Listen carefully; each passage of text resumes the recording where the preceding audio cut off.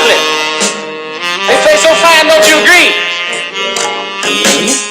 I believe the children are our future. Thank you. Teach them well and let them lead the way. Listeners, this is Megan from KWL 980. A few days ago, CPS released its list of schools that could be closed. Chicago, let's get real. What are your thoughts about these school closings? Today I have a panel of individuals who are going to share their thoughts with us on the topic. Caller number 1 is on our line, and she's a parent from one of these schools. Caller number 1, are you there? I'm here. Caller number 1, can you be a little louder? Thank you. I'm here. I'm a parent of 2 students that attend Morton School of Excellence on Chicago's west side. So Morton has been a turnaround since 2008, and in 5 short years, I've seen a complete transformation. My kids were afraid to go to school before, and were not learning anything. Their teachers just didn't care. And as a parent that relied on the school system, I was not seeing the results I wanted for my kids. But that was the school in the neighborhood, so unless I moved, I had no other choice. Then AUSL came in, and they have truly been a godsend for my children and the school. AUSL has made Morton not just a turnaround school. Morton is a pillar that graciously serves both the students in the neighborhood and our community. I feel the teachers and the way they teach is excellent. Teachers take their time to work with students and the parents. They give their own personal time to help students, and I have not seen that before. And test scores don't lie. My child exceeded on ISATs and scored a 249 in math and reading on the NWEA. Wow. It's simple as I see results, and I am very happy with the turnaround model. I hope more schools in the area become turnarounds. That's so interesting, caller number 1. So my job today is just to facilitate conversation. So we have caller number 2 on the line, and I believe that her thoughts are slightly different. Caller number 2, are you with us? Yes. Hi, Megan. Hello, how are you? I'm good. Great. I think that sounds great for turnaround schools, but what about the schools that are closing? They've been closed in African American neighborhoods, Latino neighborhoods, and this has historically kept these students from getting educational opportunities they need. We hear about the achievement gap all the time. If we don't give our kids opportunities for education, what do we expect to change? I'd have to say that those are very interesting thoughts. Can you expound on that at all? Yes, I want to know how they're deciding how to close these schools. They're talking about underutilization. What does that mean? Is it test scores? Is it how full these schools are? We hear about overcrowding all the time. Wouldn't it be good if we had smaller class sizes? We know statistics show that smaller class sizes are ideal. Any other thoughts, caller number 2?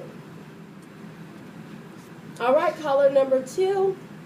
Okay, we seem to have lost her. All right, we're going to move on to some teachers in the Chicago public school system. So we've got 1 from CPS and 1 from AUSL. Teachers in callers 3 and 4, are you all there? We're here. I'm here as well. Excellent. Share with us your thoughts about this school situation. Hi, Megan. I am Misty. I'm a CPS teacher currently. Thank you for letting us call in today. My pleasure. I just want to touch base on a few points on how CPS terminates every single employee when it subjects a neighborhood school to turnaround, regardless of qualifications and experience that these teachers have. The inequality of most of the recent turnarounds is not merely perception, but it is definitely a reality. I also want to note that CPS turnaround schools go to one of 2 operators given to control the entire school, either CPS Office School of Improvement or Academy for Urban School Leadership, also known as the AUSL. Under both operators, school remains subject to the terms of the labor agreements, CPS policy, and their rules. The operators are also responsible for the hiring process and to restaff the school. Interesting.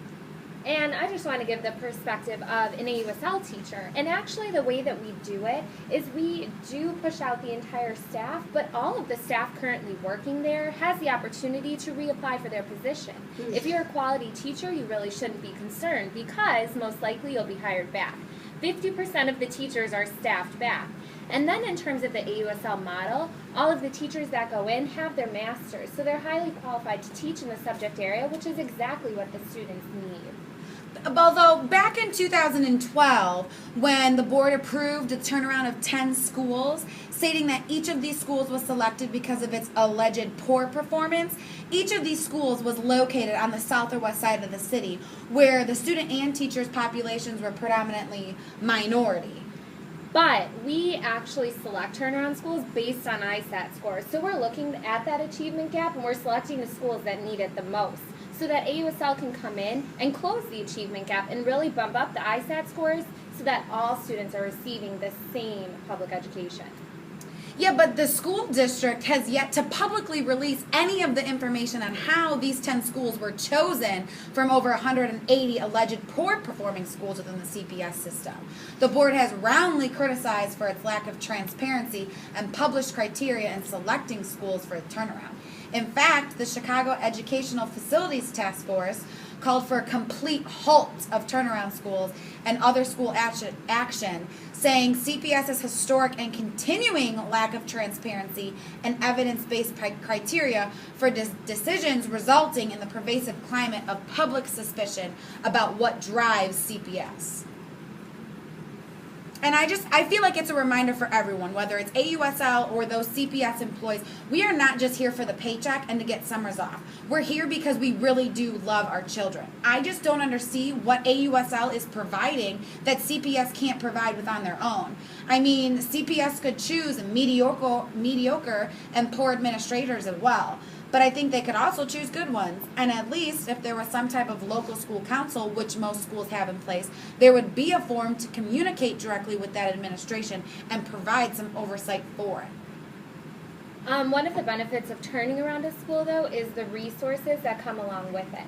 So when we do turn around a school, we get a lot more funding from the political world, and we are able to buy resources that set a strong foundation for all of the students. Resources that are lacking, anything from textbooks to chairs to manipulatives for math class, books. Linda Darling Hammond talks about the Connecticut model and how all of their schools are functioning at a high level because they do have highly qualified teachers and they have their resources in place. And AUSL is looking at what works across the nation and using that in CPS.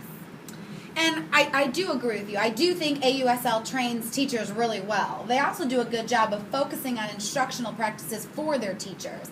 And I think they could find a way, though, to do that for schools without needing the complete unchecked power and control over the entire school. Wow. You all have so many amazing thoughts. I almost feel like I'm in the ring with, like, Mike Tyson, and you all are going to bite my ear off. But wow, I love the fact that everyone is so passionate. But I think at the end of the day, all of these issues are coming back to the children. All right, so I have two students calling in from a north side school and a south side school. And we just want to hear their thoughts today about how they feel about AUSL. Would they like to have that in their school? Do they think it would be beneficial? Or would it be something that would be more of a hindrance to their growth and academic life? So let's have one of my students, whichever one you'd like to go first, share your thoughts. Hi, Megan. I'm Megan from Sunnyside Elementary. I'm in 8th grade. I'm 12 years old. And I just wanted to call in because I love my school. My school is awesome. I love going to school every day. And we don't have all these problems that they keep talking about on your show. We don't have the issue of kids acting crazy in school. We have order in our classrooms. We have amazing teachers that are happy with their jobs.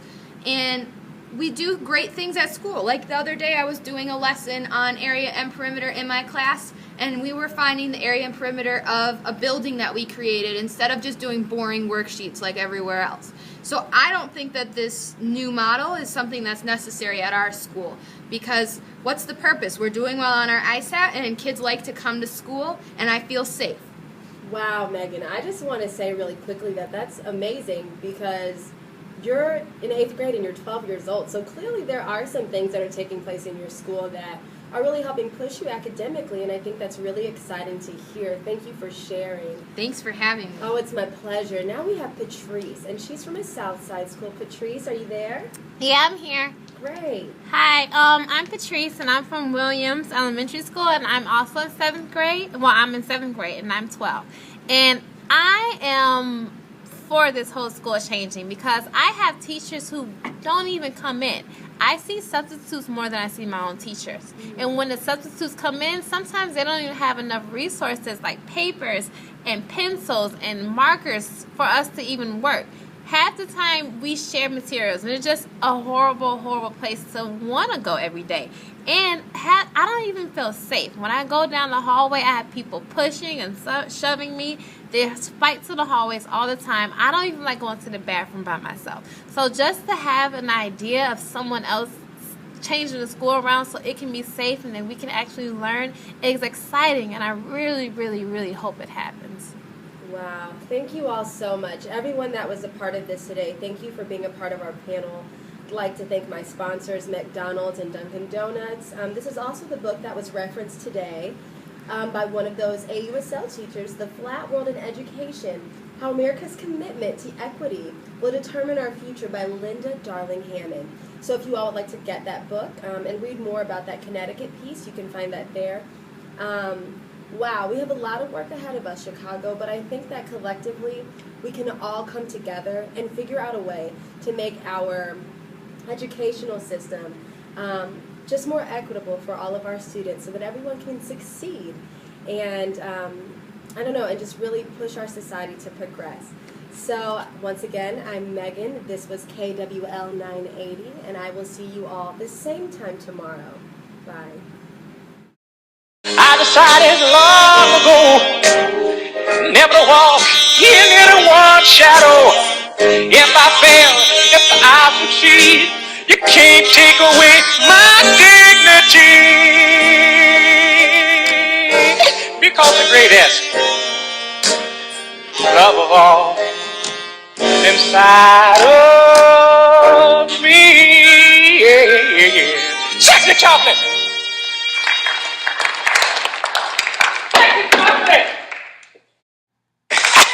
That boy is good. Good and terrible.